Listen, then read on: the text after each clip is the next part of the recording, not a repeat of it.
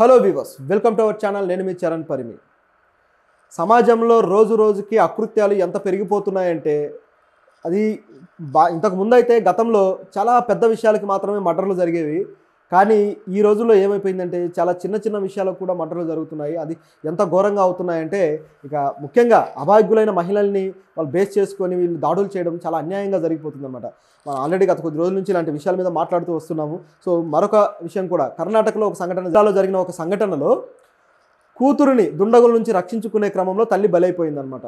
So వాళ్ళు కూతురుని ఏం చేయబోయారు, తల్లి ఏ విధంగా బలైంది, సో ఆవిడ ఎందుకు ఇట్లా ఇన్వాల్వ్ అయ్యింది, అసలు ఏం జరిగింది అనేది మొత్తం చూస్తే చాలా ఇంట్రెస్టింగ్ ఫ్యాక్టర్ అనమాట ఇది.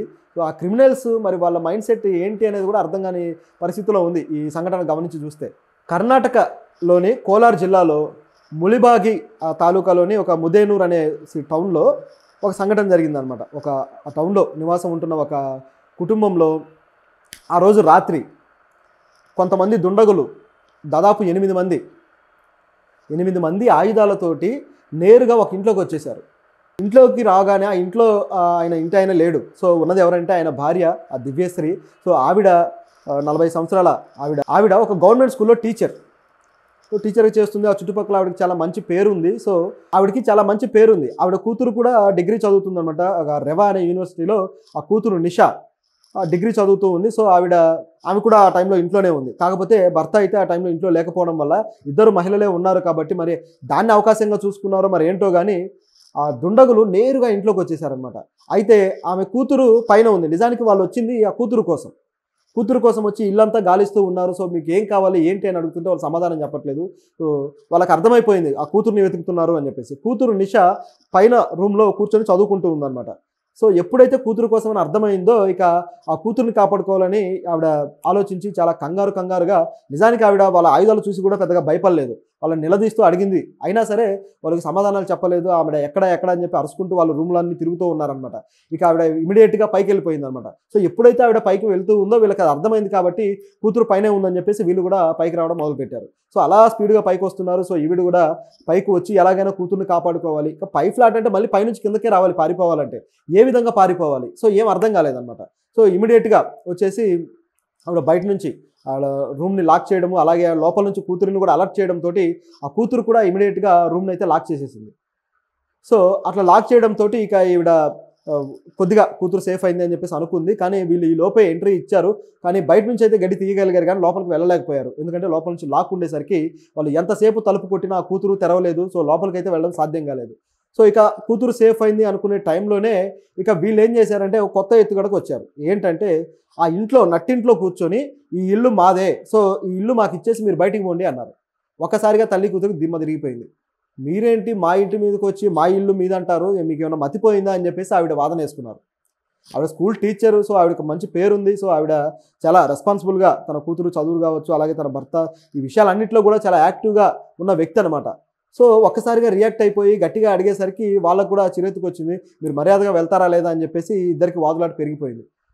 ఎవరో సంబంధం లేని కొంతమంది గ్యాంగ్ వచ్చేసి ఆ ఇంట్లో జొరబడి ఈ ఇల్లు మాదే వెళ్ళిపోండి అండవేంటి, సో అన్నారు, బాగానే ఉంది. సో ఎప్పుడైతే ఈవిడ రియాక్ట్ అయిందో ఇక ఆవిడతోటి వాదులాట జరిగి చివరికి ఏం చేశారంటే ఆవిడని కత్తితోటి గొంతు కోసి అక్కడ రక్త పడుగులో పడేసి వెళ్ళిపోయారు. ఈ గొడవంతా జరుగుతూ ఉండగానే ఆవిడ కొనవిపురితో ఉంది. సో ఈలోపు కూతురు తండ్రికి ఫోన్ చేసింది. తండ్రి పద్మనాభ. సో ఆయనకు ఫోన్ చేసి ఇమీడియట్గా రండి, ఇక్కడ ఇంత జరుగుతుంది ఇష్యూ అని చెప్పేసి చెప్పడం జరిగింది. నిజానికి ఆవిడ ఇమీడియట్గా పోలీసులకు ఫోన్ చేసి ఉంటే 100కి డైల్ చేసి ఉంటే బాగుండేది. ఎప్పుడైతే గొడవ స్టార్ట్ అయిందో 100కి డైల్ చేసి ఉంటే కనీసం 10 నిమిషాల్లో వాళ్ళు చేరుకొని ఆవిడని కాపాడేవాళ్ళు. కానీ అంత షార్ప్గా ఆలోచించలేకపోయింది. తండ్రికి ఫోన్ చేయడంతో ఆయన పోలీసులకు ఫోన్ చేయాల్సి వచ్చింది. ఎందుకంటే ఆయన త్వరగా చేరుకోవడానికి టైం పట్టిద్ది అనే ఉద్దేశంతో పోలీసులకు ఫోన్ చేశారు. అయితే ఈలోపే జరగాల్సిన ఘోరం అయితే జరిగిపోయి ఆవిడ రక్తపు మడుగులో ఉంది. కూతురు వచ్చేసరికి ఆవిడ చచ్చిపోయింది కూడా. సో వీళ్ళు మాత్రం ఇక ఎప్పుడైతే ఆవిడ కోసేశారో ఒకసారిగా అక్కడ నుంచి పానిక్ అయ్యి పారిపోయారు. కూతురు అయితే అట్లా తల్లిని పట్టుకొని బాధపడింది. ఈలోపు పోలీసులు కూడా వచ్చారు. వచ్చిన తర్వాత ఇక మిగతా కార్యక్రమాలన్నీ అయిపోయిన తర్వాత దర్యాప్తు మొదలైంది. ఏంటి, ఎందుకు ఇలా జరిగింది అని. సో దీని వెనకాల ఉన్న విషయాలు ఏంటనేవి కాస్త ఇంట్రెస్టింగ్గా ఉన్నాయి. ఆయన ఎవరైతే పద్మనాభం ఉన్నాడో ఆవిడ భర్త, ఆయన ఫైనాన్స్ బిజినెస్ చేస్తాడనమాట. ఆయన ఫైనాన్స్ బిజినెస్కి మరి వీళ్ళు ఇల్లు వచ్చి అడగడానికి లేదా ఈ కూతురుని చంపేయడానికి ప్లాన్ చేయడానికి ఈ మూడింటికి మధ్య లింక్ ఏంటి? మనకు మామూలుగా చూసినప్పుడు ఒకవేళ వాడు ఏమైనా కూతురుని ఇష్టపడ్డాడేమో అందుకే వచ్చాడేమో అన్నట్టు కనపడ్డా నిజానికి అది వాస్తవంగా అనిపించట్లేదు.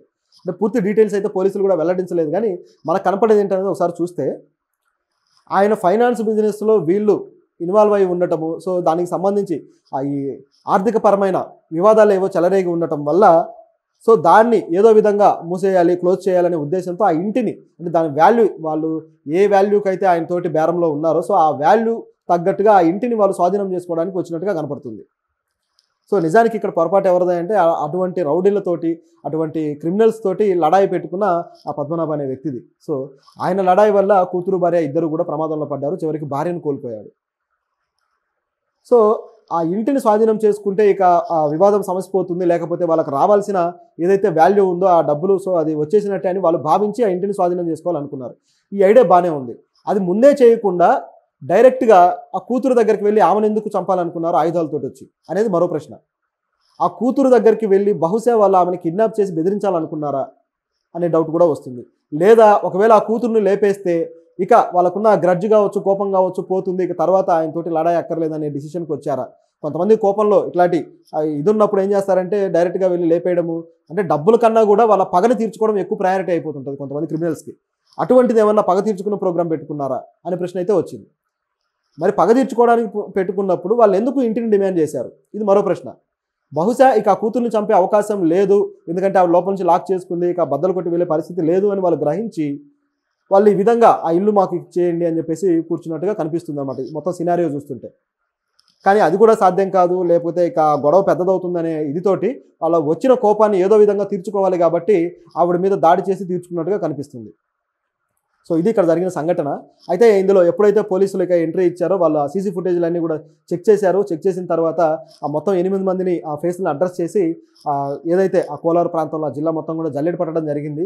ముఖ్యంగా వాళ్ళ ఏరియా ఏదైతే ఉందో ఆ ఏరియాకి వెళ్ళి వాళ్ళని అడ్రస్ చేశారనమాట, గుర్తించారు.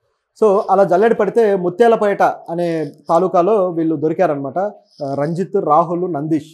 సో ఈ ముగ్గురిని కూడా అరెస్ట్ చేశారు పోలీసులు. అయితే వీళ్ళు ఏ గోల్డ్ కానీ లేకపోతే ఏ డబ్బు కానీ ఆ ఇంట్లో నుంచి తీసుకువెళ్ళలేదు కాబట్టి ఇది వాళ్ళు ఏదో డెకాయిట్ కోసమో లేకపోతే దొంగతనం కోసమో ఇలాంటి దానికోసం రాలేదు, వీళ్ళు వచ్చింది కేవలం పగ తీర్చుకోవడానికి అని చెప్పేసి పోలీసు వాళ్ళ పాయింట్ ఆఫ్ వ్యూ నుంచి చెప్తున్నారనమాట. సో ఇది జరిగిన సంఘటన. అయితే వీళ్ళని అరెస్ట్ చేసిన తర్వాత మరి ఇప్పుడు శిక్షలు పడతాయా లేదా అనేది ఇక జరిగింది నిజానికి 14వ తారీఖే జరిగింది. సో వాళ్ళని కోర్టులో పంపించడం, వాళ్ళు రిమాండ్కి తరలించడం జరిగిందనమాట. సో ఇదంతా కూడా ఒక సినీ పక్కీలో ఆ ఇంటిని స్వాధీనం చేసుకోవాలని ప్లాన్ చేసి ఈ విధంగా బుక్ అయ్యారు వాళ్ళు. కానీ అన్యాయంగా ఒక టీచర్ అయితే బలైపోయింది. సో ఇలాంటి ఆర్థికపరమైన విషయాల్లో అవకతవకలు ఉంటే ఏ స్థాయికి వెళ్తాయి ప్రస్తుత సమాజంలో అనే దానికి ఇది ఒక ఎగ్జాంపుల్. చాలా డేంజరస్గా తయారైపోయారనమాట సమాజం. ప్రతి చిన్నదానికి కూడా చావు దాకా తీసుకెళ్ళిపోతున్నారు.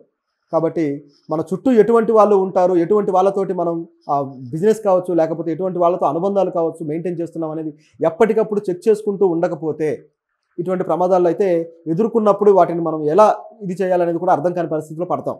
చివరికి అన్నీ కోల్పోయాక ఇంకా చేసేది కూడా ఏమీ ఉండదు.